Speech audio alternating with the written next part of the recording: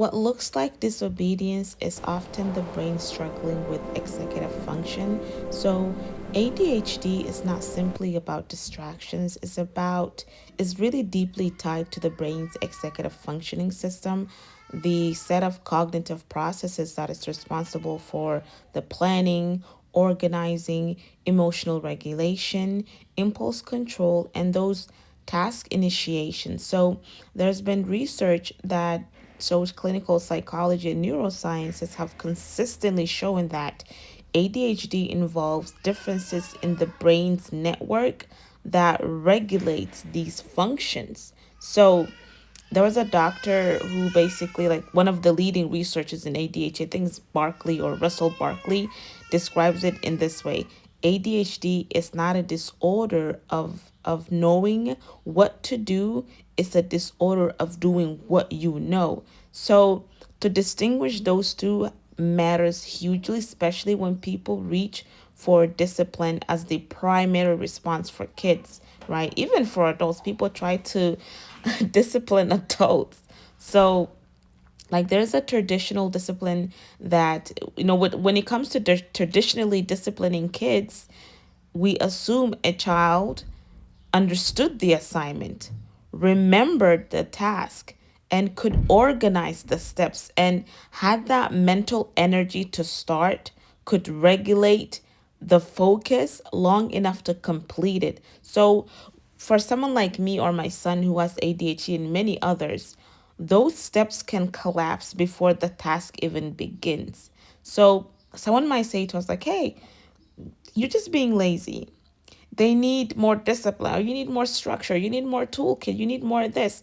If they cared, they'll do it. What you're not seeing often is the executive dysfunction. It's not us being defiant, or it's not that kid being defiant. Okay. So, what would it look like to have that executive dysfunction? Wanting to start something but feeling mentally stuck, forgetting the instructions moments after hearing them. That is something that I notice a lot in my child. For me as an adult, I've learned how to mask it throughout the years and just try to do my level best to remember it. Like, I have to focus to the best of my ability. Let me lose brain cells and everything. And then you have this emotional overwhelm when tasks are piling up. Like, they're just like, you're supposed to do that. I know I'm supposed to do it, but it's like I just it piles up. Okay. And then we have this difficulty with time, difficulty sensing how long things take. For example, this Ramadan has been like, I feel like this has been one of the worst time managed Ramadan I've had. I'm literally in the kitchen cooking until iftar, and then past that, which is like, oh my god. And I'm like, I time it in my head. I have a time frame where I know I'm supposed to start cooking now, if that yet I whoop to do. But for some reason, I go past it. So we have that time blindness. So difficulty sensing how long this thing or this particular task is gonna take. And then we have this inconsistent performances. You're doing amazing one day, then you're struggling like a horse the next day. From the outside, it can appear like a character problem, but neurologically, it's a regulation problem.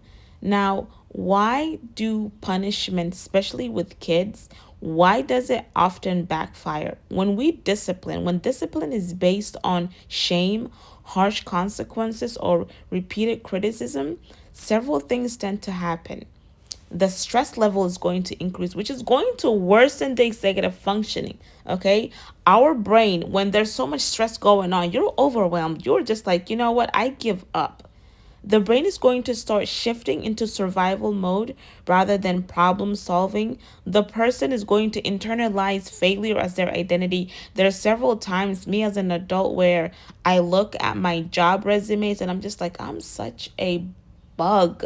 Like, I'm such a failure. I've not done nothing in my career. I did so many jobs. It's just like so many things. And instead of building discipline, what punishment often builds, it's this low self esteem, this learned helplessness, and anxiety, and we have this avoidance. Like I have sensed that in myself, like I tend to avoid confrontations, whether it's in relationships. Like I will literally just say, okay. Like I instead of me going back and forth with you, I'm just gonna say okay. And that okay, just like I don't have the capacity to continue this conversation right now because my brain, I'm not to deal with it right now, like, you know what I mean. I have had issues growing up with like low self-esteem and all of that stuff, but alhamdulillah, I would say gradually as an adult I've learned to just, to set that at bay, or like build my esteem. Whatever I was struggling with, whatever that was at that time, I'm not dealing with it. So in children, with these things I mentioned, like anxiety, low self esteem, learned helplessness, avoidance, can begin to believe like something is wrong with me. And adults with ADHD carry that narrative for years, that like which I did. And to this day, like I said, I do deal with avoidance in my intimate relations. Anxiety is there occasionally. It's not as much as it was before growing up as a young kid. What can help? Okay. And there's not a all size fits all, but we have seen research consistently point out to things that support the executive system is, rather than punishing it, we have to break tasks into visible steps. So I'm very much hands-on visible person. Like I need to see it. And then external reminders and visual systems. With my son, we do this quite often, especially he has multiple prompts. Now, if you don't know him, you would think that he's doing it on purpose, or he's just being, silly nudity, and like, ah, no. Some days he is amazing. He will have the hyper focus that most ADHDers have. Like there's moments where you would think that we are just whoa, like we're on 100. Everything is to perfection. That goes back to the days that we're doing perfectly fine, right? So trying to break things into smaller tasks helps. Body doubling, so working alongside someone, that helps, especially when it comes to homeschooling for my child. With him, he works best when you're next to him, and in the sense like you're helping him do the assignment, you're giving him structured prompts, and then taking a breather. So we both, when I feel like I'm getting overwhelmed, even with the homeschooling, I say, you know what, go take a break. I tell him to go take a break because I myself am overwhelmed. So I cannot teach you as your homeschool teacher, as your mom as well, when I'm not functioning right. So, structure routines help. Immediate feedback and encouragements. With my child, he loves when you tell him, good job, nudity. And that's with every kid, I would say. It's not just specific to ADHD, but to give praises to your child, it goes a long way. Okay. And then trying to teach emotional regulation. So with this step, what I do with my kid is like whenever he's like, okay, nudity, you need a timeout, you need to take a breather, you need to take a break. Is this how we control our emotions? There's some days where it's just wackadoodle. Okay, he's everywhere and everything.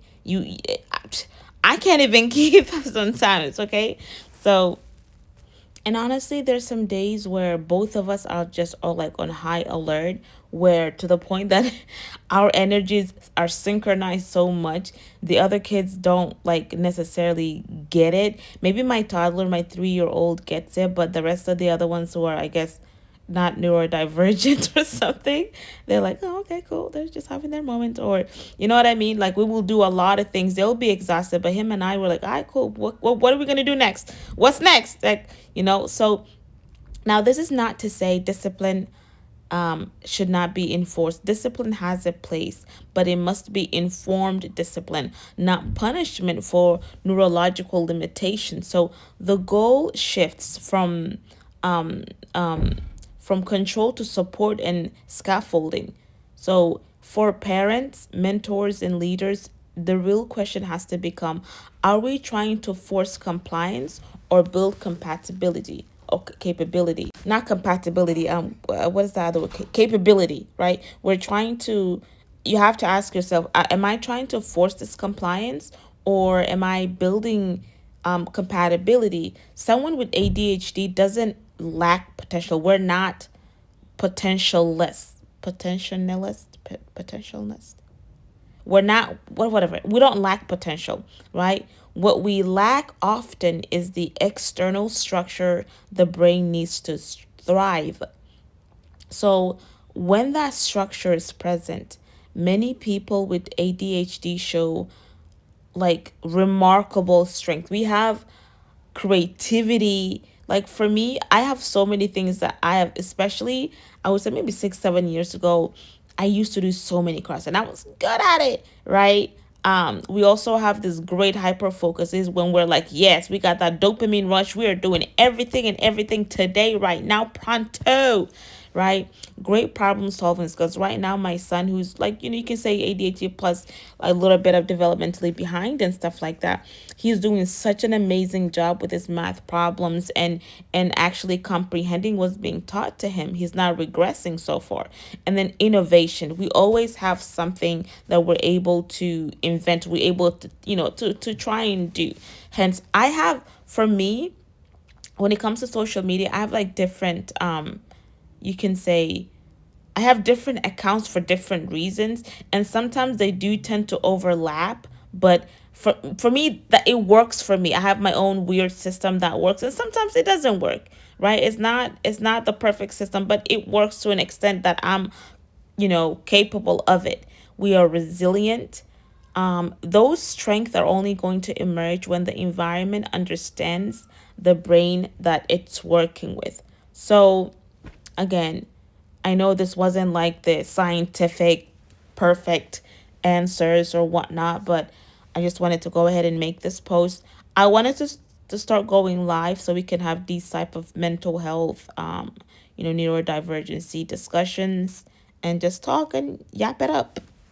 So if you like the content that we post, lifestyle vlogs, and everything else in between, be sure to like, comment, subscribe. Until next time, bye. Just with faith.